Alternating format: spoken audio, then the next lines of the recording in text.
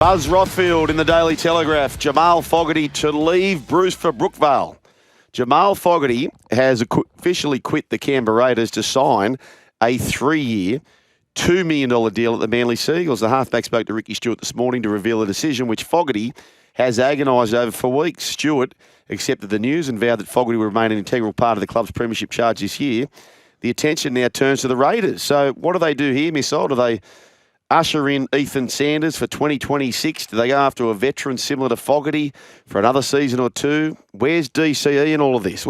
That's gone very quiet, isn't it? That'd be a good swap. Yeah. That'd Mate, be if a I'm great Daly get. Cherry Evans, geez, I tell you what, we had Ricky Stewart on last week, and I was kind of going, who's more likely to win a comp in the next 2 years, Manly or Canberra? What do you think? Post DCE, I'm going to go out on a limb and say Canberra. I think Canberra. So, again, Jamal, it's very hard. He's going to finally, as they say in American football, get paid. And he's going to get paid $2 million for 3 years. He could have picked up 1.2 or 1.3, I'm guessing, 1.4 maybe, for 2 years at the Canberra Raiders. And then I'm sure if he's keeping himself fit, which he looks like he always does, he would make up that anyway. It's really disappointing for Raiders fans, isn't it? Because they probably took a little bit of a punt bringing Fogarty down. Yeah, he was just an okay player at the Titans. He was okay. But the more you watch Canberra this year, you start to see this premiership window opening up. Yeah. And they've got a lot of upside because of so many young players in the forwards and the backs, a lot of local talent as well. So it feels a little disappointing that if or when they do make a surge into the top 4 or top 8 or, find some success over the next couple of years, it'll be a little bit bittersweet that Fogarty wasn't able to go on that entire journey with them and see out the ride. In saying that, congratulations to him. He's worked his backside off his whole life, and now he's got himself a 3-year deal worth $2 million, arguably the biggest contract he's ever had. So well done, Jamal Fogarty, on what a great career and what a great season he's having at Canberra. At the other end of the thing, starting things on the Dragons website. Dragons re-sign Lyhkan King-Togia, who has signed a contract extension with the Dragons for the 2026 and 2027 seasons. So we're expecting him to get picked in team list Tuesday today, and he'll join halfback. Yeah, that's the male. Yep, and he'll join Loko Pacifici Tonga, Jacob Halangahu, Dylan the Eagle Egan, and Hamish Stewart, who's back from concussion this week as well for Magic Round, as the Dragons Academy graduates in the club's top 30 next year. The 19-year-old made his NRL debut in the side's round 24 win over the Titans last season, going on to make 4 NRL appearances with a try. Shane Flanagan says this, locking down Lyhkan for another couple of seasons, exciting for the club. He got a taste of first grade at the end of last year, and he's been playing good footy to start this season for our New South Wales Cup team. He's an exciting young half on the up, and we're looking forward to watching him continue to improve the coming season. So the Dragons' halves depth look this way for 2026. Daniel Atkinson joins them next year. He's signed until 2028. Kyle Flanagan and Lyhkan King-Togia signed until the end of 2027. Lachlan Ilias is signed until the end of next year. So, who are you starting halves next season based off current form? Well, I will say I just love Atkinson. Yeah, he's a winner. He's just a winner. And I would start him, and then it's a duel between Kyle and this young kid Lyhkan. I think poor Lockie's, if he's going to pay the price this week, he's got to be the 4th seed probably. Yeah. What do you think? Yeah, I agree. I mean, you wouldn't sign Atkinson for that long if he wasn't coming straight into the halves, right? It adds an element having Kyle as Shane's son, but I think Kyle's been all right to start this season, to be honest. Yeah, the other option is he can play fullback, Atkinson. So if you ever feel like Gutho needs to get out of the fullback position, he could jump into 6 potentially. Few options there, that is for sure. 1300 01 1170 or text 0457 736 736. Can't blame Jamal for taking the bigger contract. Bloke's only human. 98% of us would, especially as an athlete where a career can be shortened in the blink of an eye, says Brossadan. Is that pretty much the best case scenario for Manly, getting Jamal? Yep. There's no better option on the market, is there? Don't think so. Yeah. So what was looking disastrous, they've somewhat saved it.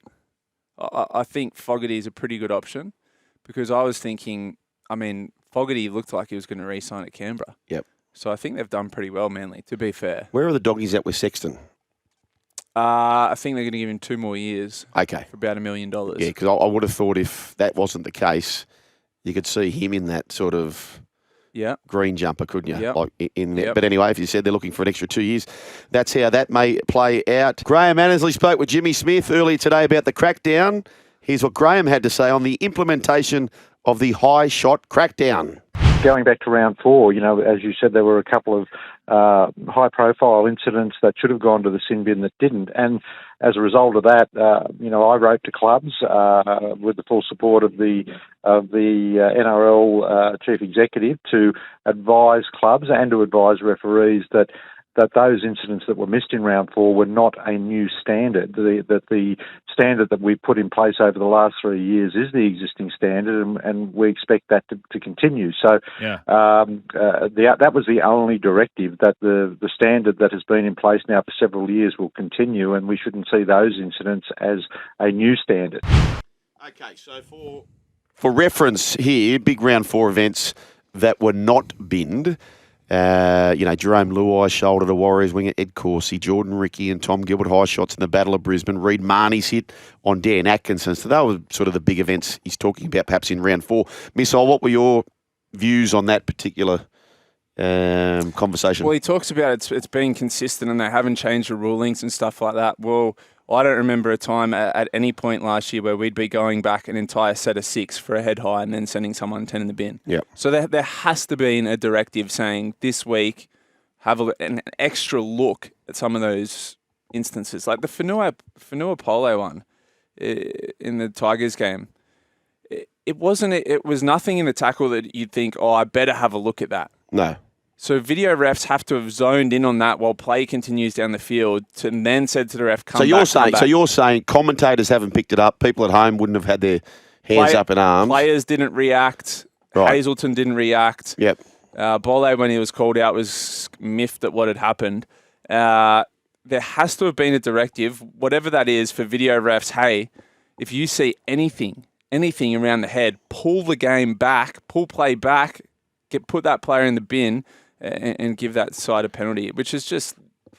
Yeah, yesterday Fletch and I were going through this and the board melted down. And look, one of the solutions I had for this scenario, and if the player has made foul play, and I'm not saying Bole did, but in other instances where it's deferred and comes down the track, I had the idea, instead of stopping the game, just get a member of the team in the yellow shirt, for example, to run out with a card and say, Bole, you're off, mate, sorry. Meanwhile, the game carries on. Yeah. The other solution I had, and one thing we had yesterday, there was a billion texts, and not everyone agrees on the solutions, but everyone agrees that what we have right now is not working. That's what everyone agrees on. We don't get anyone saying that what we have is a good system. Is the right system, right? So it's the solution that everyone's arguing about. My solution was this, Missile, that and Scope spoke about this on his pod with Willie Mason.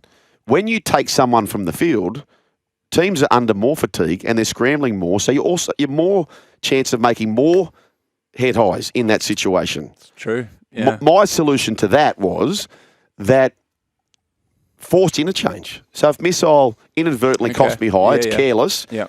You have to leave the field. That costs you 1 interchange.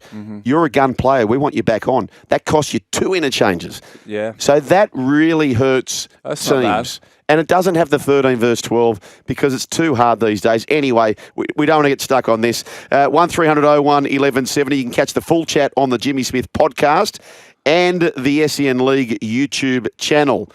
What, you're still here? Well, you can see more on the Joel and Fletch socials and catch us live on SEN Radio, you beautiful humans.